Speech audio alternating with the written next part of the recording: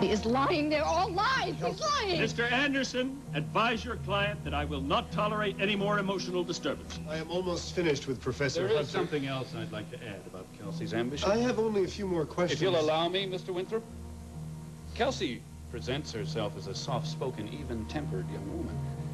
But underneath, she drives herself harder than any man I know. You already testified that she's a hard worker. Oh, it's much more than that. She always has to be the best. She always wants to be a winner. But she doesn't let on that that's her agenda. She doesn't hit you over the head with it. Why wouldn't she want to win, Professor? I mean, win at any cost, with, well, whatever means available to her. Are you suggesting that Dr. Harrison seduced you? It was much more subtle than that. But when she loses, it's not pretty. I can vouch for that, too. What, she lost a position while you taught her? No, but long after we broke up. She must have felt guilty about us, or realized that her undergraduate career was going to be called into question, so she tried to strike out and sully my reputation. I don't think that this is really pertinent. But it is. See, I'm a department head, too. I never said a word against her. Now, years later, she is trying to have me fired. On what grounds? She was a guest speaker at the college earlier this year. And she took that opportunity to spread wildly emotional stories about how I sexually harassed female students. I think that we are really off the track Well, here. this is a harassment hearing, isn't it?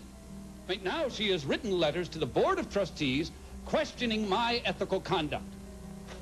I am really glad that I have gotten this chance to clear my name. You're going to have to help me on this. Thank you, Professor Hunter. I think we've covered enough. Mr. Anderson, would you like to question Professor Hunter?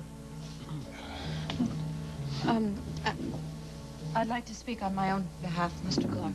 That's highly irregular, Dr. Harrison. Well, given the fact that none of us were made aware of Professor Hunter's appearance,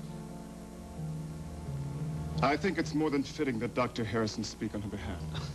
You brought an attorney to this hearing, Dr. Harrison? Yes, I understand that, but Mr. Anderson isn't familiar with that aspect of my past, and Professor Hunter just reinvented it. Perhaps under the circumstances, we should hear your version of this relationship. I would appreciate that. Well, then we're going to have to confer again. All right, 5 minutes.